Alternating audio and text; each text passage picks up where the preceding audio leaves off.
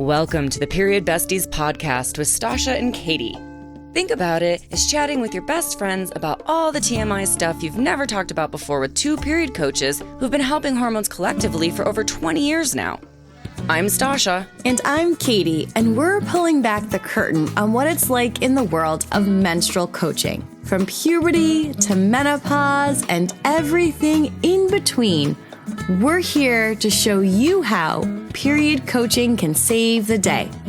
We'll share practical tips and information you can put to immediate use to improve your hormones and happiness. We're removing the mystery, ending the taboo, and shining a light on just how powerful period coaching can be. So whether you need period coaching or are considering becoming a period coach yourself, these episodes are going to help you. We'll share stories, coach live on air, and bring smart, savvy guests to share their wisdom too.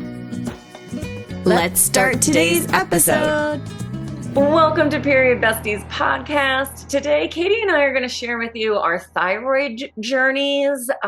It's an up-and-coming thing. More and more women are struggling with thyroid health. And of course, we'll do an in-depth episode. We'll have interviews with people in later episodes as well. But since we are your besties, we figured we'd share our personal journeys with you first so that you can kind of see what it was like in real life for both of us to go through this. And then, of course, we'll do more in-depth stuff with you as well in later episodes of the podcast.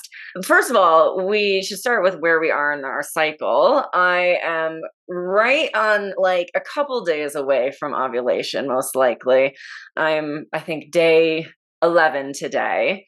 So I'm just right there. Katie, you look like you're on the flip side of the coin today. I am. And I was like, oh, let me move somewhere else. And you're like, no, just sit in the bed. Let's record it this way. I'm on day 3. And this is a much heavier period than I usually have. So much more tired. I slept in this morning. I slept in yesterday morning. Just feeling a little bit more lethargic than I usually do by day 3. I'm usually feeling like more energized. I'm like ready to kind of move a little bit more, but this one's hitting me a little bit harder. Also, my boys, we had a birthday party this weekend. So I think it was just a lot. Got my period, had a party. So I think my body is just telling me to sit and rest while the boys are in school. And that's what I'm doing. I'm honoring myself. I love that. That's beautiful. Fantastic. And yeah, if we have our own businesses and we can't work from bed, then what's the point? Exactly. So thanks for the reminder. Yeah, I had 1 year of school where I started the welcome call in bed because it just so happened that the welcome call was when I had my period. And so I was just like, welcome, you can show up from bed. It's fine. So be the example. All right. So let's kick off on this conversation about thyroid. How old were you when you first realized like what the thyroid, or maybe you didn't even know it was thyroid, but like how old were you the first time this came up for you? It's really interesting because it's like when you look back on your life, that's how you connect the dots, right? But it wasn't until I had my first miscarriage that we did additional testing and kind of investigated, like, could it be a thyroid thing? And that just took me on a whole long journey. And I was 34 or 35. I'm trying to like remember to do the math in my head. But when I look through my life, I've always been extremely cold. Mm-hmm. Like to the point where if I get really cold, the only way that I can actually warm my body up is taking an extremely hot shower. And I'm in there for like 20 minutes and I come out and it looks like I've burned my skin and I'm still freezing. So I've always been cold. My parents are also both cold. I also grew up in New England. I grew up in New Hampshire. So it was freezing all the time. So it was like, is it me? Is it that it's freezing and it's snowing half the time? And my parents don't want to turn the heat on too much. It's the whole thing in New England, right? You never want to pay for heat, even though it's 0 degrees out. But always, always, always cold. And then on top of that, I became a vegetarian in the 4th grade, and I didn't eat any animal products until I was, I'm trying to do the math again. I believe I was a sophomore in college. And now I know your thyroid needs lots of protein, lots of animal protein. And it honestly wasn't until I was in college, my sophomore year, and my hair was falling out, that I was like, I don't think that this diet is supporting me. And I started craving, this is so funny because I don't eat this at all, but I was craving Burger King chicken sandwiches. So random, because I remembered as a kid, like liking them and eating one night with my friends, and they were all like, what are you doing? I'm like, I just want to eat a chicken sandwich from Burger King. But I say that because I think that there were all these signs, right? Like my hair falling out, like being really cold, like, my nails were a little thin. But I was also in college. I knew I wasn't nourishing my body correctly. But the thyroid conversation, even though I was talking to my doctor about these things, she was just like, start eating meat again. Mm-hmm. There was no conversation about it being the thyroid. So that's kind of like my earliest memories of, now I know if somebody tells me these things, I'm like, go get a full thyroid panel. But that's kind of like the early signs of like something was not correct in that way. Yeah, that makes so much sense. I was it was my freshman year of college. I came home. I don't know if it was spring break or if it was just the summer break between the first and second year of college, but I was sleeping like constantly, like 20 hours a day. And I was basically just waking up to eat. And then I was like, I need to go back to a nap. I mean, to be fair, I had 2 majors. So I was taking like 23 credits a semester, and I had a scholarship, so I had to have a 3.5 or above GPA, and I had an apprenticeship and a work study because I was fucking poor. So like I was out of, type A overachiever, crazy pants human being. But yeah, my mom was just like, well, I just kind of thought at first, it was your first year of college and you had a ton more on your plate than normal. And it was, one of my majors was dance. So we had rehearsals and workouts after classes and stuff. So it's not like you just went to class and you were done. It was, I was an English lit secondary education major. So I also had homework. So it was just like all of the crazy all of the time. So she was like, at first I just thought that you were just tired because it was a lot. And then you just kept sleeping. So that's when I actually said it was time to go to the doctor. So it was mom who took me to the doctor, and they did a thyroid panel because I was sleeping constantly. So, I mean, I'm always cold too. I've always been cold, but I've always been very thin. So a lot of people just assumed that I wasn't eating enough, even though I ate like a horse. I mean, I ate all the time. I was like the only person in high school that was allowed to eat in class because the teachers wanted to see for themselves that I was eating food, which fine, like I get and I support. It wasn't that I was anorexic because I was a dancer. It was because I was a dancer and I was thin, but no argument. But yeah, so It wasn't that I wasn't eating. It wasn't any of that stuff. I mean, my joints hurt anyway because of dance. And by the time I was 20, so I had a thing in high school that happened that busted one of my knees. Won't get into the trauma of all of that. But so it was just like the joint aching thing was not unusual for me, but the sleep was unusual for me. So that's what ended me up in the doctor's office. So they put me on a low dose of probably levothyroxine, if I remember it correctly at the time. And I took it until I ran out of health insurance. So like I went to college before I turned 18. So I got to have some years of college where I still had my parents' insurance. But then I think mid-college, I turned, was it 18 or 20 at the time that you got kicked off your parents' insurance? It's not what it is now. It was younger then. But then, yeah, then I didn't have I didn't have any health insurance and I didn't have anything to do about it. So that's one of the things I actually looked into. So, right, like I had the endometriosis journey and I was trying to figure out how to deal with that. So I just kind of added thyroid to the list at that point. And I was like, how do I support my thyroid without health insurance and medication? So I started looking into how to support my thyroid with food. And I did the same thing. I tried to be vegetarian and vegan for the endometriosis for a while, and it made it worse, like horrifically worse. And this was before there were like vegan chicken nuggets. There was no alternative foods. So I was eating real whole foods. It was lots of rice and beans and greens and veggies. Like it was really quite a healthy diet. But yeah, it sunk me even further. So that was like out pretty quickly. I would say it probably didn't even take me a year before I was like, this is terrible for me. Like, this is absolutely the worst choice I probably ever made for myself, and I have got to stop it immediately. Yeah, so I went back to eating meats and just sort of listening to my body as far as that was concerned, and animal products and that kind of thing. And that's actually part of what got me into bone broth and sneaking liver into food and just little things. It also got me I started off eating a lot more seaweed, but then I started taking iodine drops. And actually, it was somewhere probably in my 20s, maybe my early 30s, but it was somewhere in there that I realized that my basal body temperature would dip when I needed to up my iodine. So I started taking my iodine based on my basal body temperature, and I still do that today. So if I see my basal body temperature dip below what is normal for me, I'll just put a couple drops of iodine in my water or something like that just to give myself a little boost, which works for me because I'm not Hashimoto's, I'm just hypothyroid. But actually, when I moved to New Mexico, I got health insurance again, and I went to the doctor and we did a full blood panel because I hadn't been to a doctor in 20 years at that point. And she was like, you have a low thyroid. We need to get you on thyroid meds.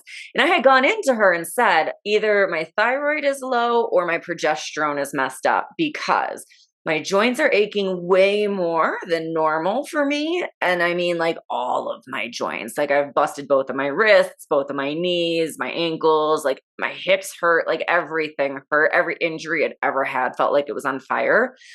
And it wasn't just the couple days before my period. It was like the whole luteal phase. I was just aching and uncomfortable. And I was drinking my bone broth and I was doing all my joint health stuff that I normally do that usually worked.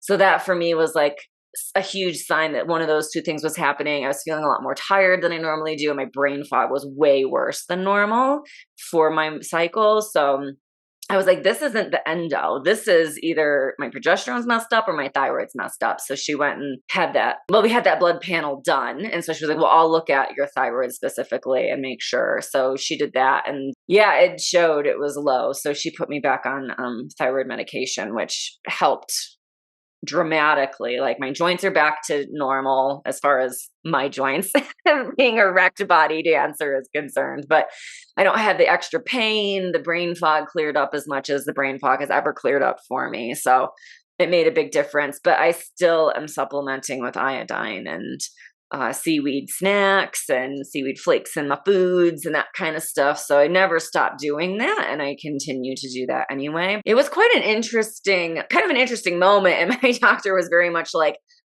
generally have patients who come in are like, I know it's one of two things. Right? Like, I figured it out for you. Just tell me what to do. Yeah, and I was like, I just need the blood work done so I know which one it is, and then whichever one it is, just give me the meds because I have insurance again for like the first time in my adult life. So give me the meds. I know.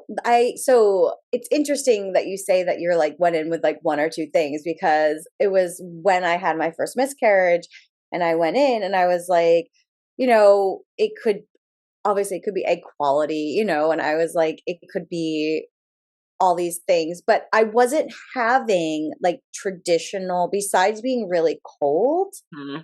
I wasn't really having the brain fog at that point. Mm-hmm.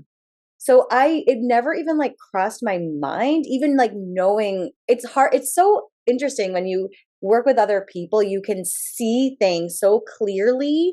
And when it comes to yourself, it's so hard to like know sometimes.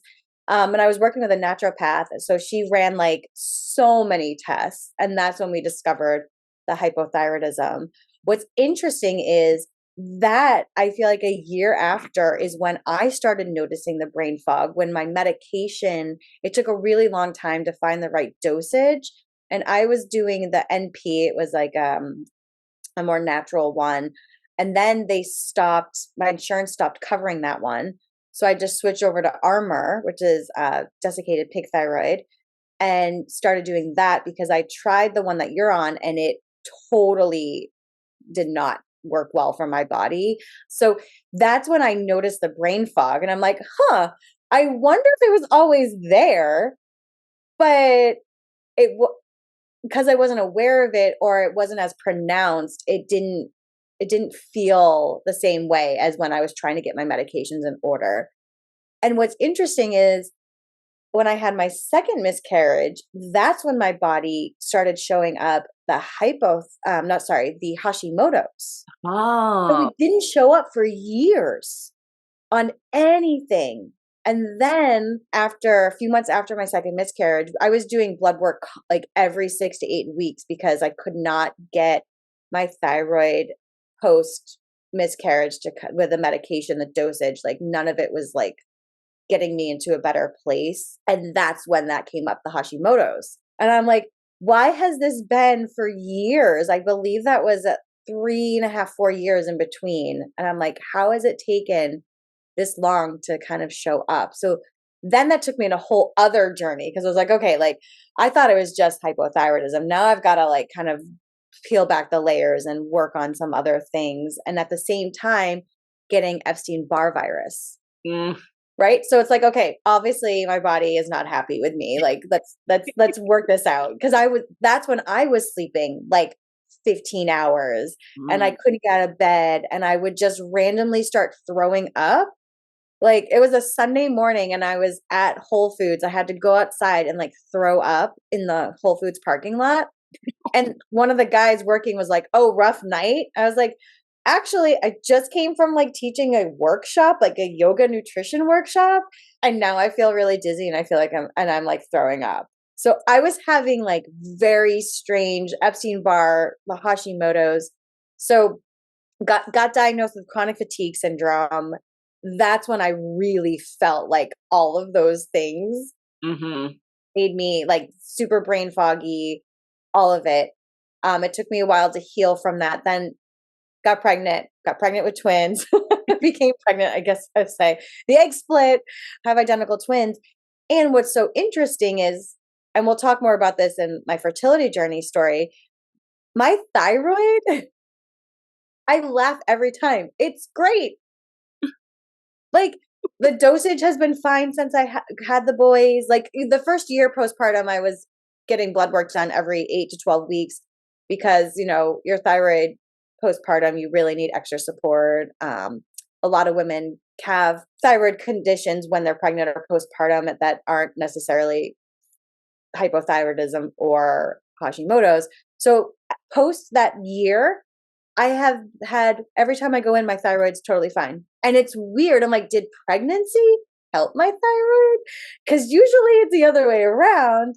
I feel like the journey leading up to that, like my first miscarriage, and then finally figuring out it was the Hashimoto's aspect of it, then having babies. I'm not saying it's perfect. Like I'm eating a lot of protein, like I'm doing the seaweed, I'm doing my supplements.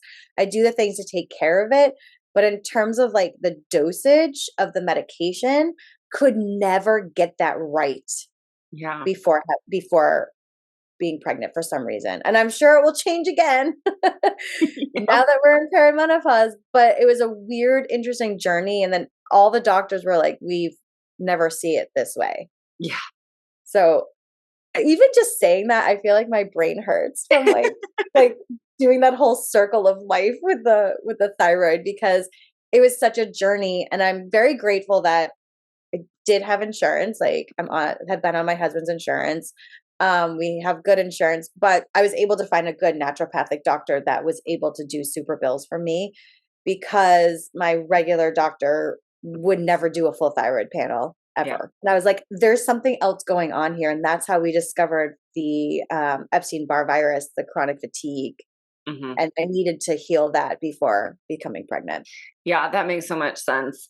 Yeah, I mean, let that be if you are feeling like something is off, advocate for yourself, because the problem with thyroid stuff is that you can take iodine, but if you have Hashimoto's, it'll make it worse.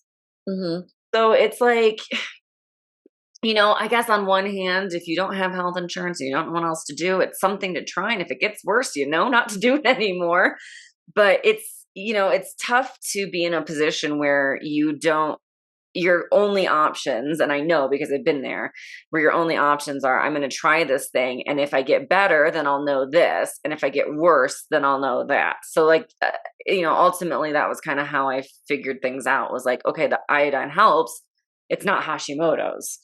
It's just hypothyroid. Yeah. So yeah, it's a tough position to be in and to figure out. And even when you have health insurance, doctors won't do full panels, or they'll just they'll test one element, they'll test like the T3 and T4 or something like that, and then that's it. And it's like, but you got to test the TPOs, the TPAs, like there's so many more layers. And that's also why I think the armor works well for me, is the conversion of the T3. Oh yeah. The first time when I was in college, so late teens, early 20s, I had to go through a couple different meds to find the dosage and the right thing that worked for me.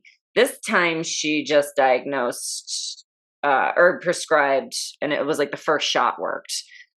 So that was really great. And I had told her that ultimately in high school, college times, I forget what the name of it was, but I at the time I knew what it was. Anyway, I went into the doctor here and was like, this is what I was taking in high school. And she was like, oh, basically, so the levothyroxine, I think is what I take now. She was like, basically, that's what came out of what you were taking before. So let's just put you right on that one. Because if that one worked for you back in the day, this is kind of the updated version of that. So I was like, okay, great, done. So, and it worked. And I went back in for the follow-up blood work, and everything came back much better, and my joints felt much better. I was kind of hoping I would lose a little bit of the belly fat with it. I did not, and that was a little disappointing for me, but the brain fog is gone, so that was good. Yeah, that I think honestly that was the worst, because when you have brain fog, you actually don't know you have brain fog. Yeah. And I would be sitting trying to respond to an email, and an hour would go by, and I'm like, why can't I respond to this email? So I started telling my best friend and my husband, I'm like, if I start saying I can't, I'm having a hard time responding to an email or thinking things clearly, that's a sign to say to me, you should call your endocrinologist and see if you need to get your thyroid checked again. Because that is the hardest part, I think, about the brain fog, is for me anyways. I was like, it's hard again to self-diagnose because you're like so in it. Yeah, absolutely. 100% agree with that. Yeah, there's a lot of sides of thyroid issues, but it is definitely on the rise. So as we kind of wrap up today, I just want to reiterate that women and thyroid issues is huge. It's rising. The number's going up and up and up every day. So, I mean, do a quick Google search of thyroid symptoms, because there's a lot of them. If you're listening to this today and we have not published our more in-depth episode yet. But yeah, it's definitely on the rise. It's definitely something that a lot more women need to be paying attention for and advocating for as well. And it really affects everything. Thyroid is one of those hormone receptors that's on every part of your body. It's one of the few things that's on every part of your body. There's a receptor on every cell of your body and every organ of your body. It's part of every system of your body. So that's why there's so many signs and symptoms that come along with a malfunctioning thyroid, because it does affect everything. So yeah, it's very similar to PMS in that way, where the hormonal cycle affects freaking every part of your body. And so of course there's 200 plus symptoms for PMS. So yeah, go advocate. Advocate, write down everything so that when you're in the doctor's office, you just pull up your file and thyroid symptoms or how I'm feeling, share that. Because other things too, like if you get your hair cut, the hairdresser might notice like your hair is thinning a little bit, or if you get your eyebrows done, like the hair at the end of the eyebrows, if that starts thinning, these are also signs. So also, that's another thing. Like my hairdresser is like, your hair just seems really dry. Mm, So you might be hearing other things from people surrounding you. Write it down and yeah. share that with your doctor. I did that. I jotted down everything for a couple of months, and then I made my doctor's appointment and was like, this is everything. And this is what I think is the problem. And I just need you to give me the blood work so that we can actually find out. And if it's not the thyroid, I want to do another panel for hormones. And then I was like, you know what? Actually, I just want to do another panel for hormones. So I have to go get my blood work done when we come back from our trip, because I just kind of want to get a baseline of what's going on with my hormones as it is. While I still have health insurance, because Yeah, who knows? do it all. Get everything checked out. So yeah, so advocate, get your stuff done, get your panels done, see what's going on, and if you feel like you're feeling less than the joyous, juicy, magnificent self that you were previously for whatever reason, go check it out, talk to your doctor, write down everything, take it in. I know I get very flustered in doctor's offices if I don't have everything written down. So write it all down, bring it in, spit it out, and then, don't leave without some sort of, blood work being done or something, some follow-up help. Amazing. Anything else you'd like to say before we close this one? I mean, I feel like we could have a whole other conversation about it, because I think this is a really good start. And, just writing it down, advocating, and really just do not leave the doctor's office. If you don't think you're being supported, like, find a new doctor. Yeah, yep. And I think I would say, if you don't have health insurance, just make sure you're eating really nutritious food. Make sure you're getting in those seaweeds. And I don't generally tell people to take iodine drops, because there is a fine line between too little and too much for iodine. But if you are eating seaweed and you feel like you're feeling better, but not better, try kelp tablets. Those are less intense than iodine drops. And I find that they're a good kind of medium place. But if you start off eating the seaweeds and those kinds of things and you're feeling worse, then it might be Hashimoto's and you need to stop. And you really do need to get to a doctor.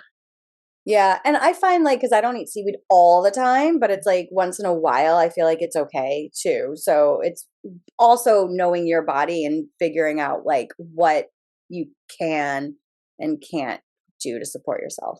Yeah, absolutely. Absolutely. Yeah, I definitely did a lot of Googling on how to incorporate more seaweeds into my diet and discovered like 1,000 different types of seaweeds and different ways to incorporate it. So it's not like you can only just like go have a seaweed salad. Like there's a lot of things that you That's can. just the easiest thing for my life right now. But yes, there's and other it's delicious, and I take every opportunity. Amazing. All right, guys. Well, thank you so much. And we'll see you in the next episode. Bye for now. A big shout out and thank you to our sponsors for today's episode, Period Coaching School and Katie Bressack Wellness. Thanks to you, our favorite bestie, for listening to the Period Besties podcast, where no topic is TMI. And of course, share this episode with your besties.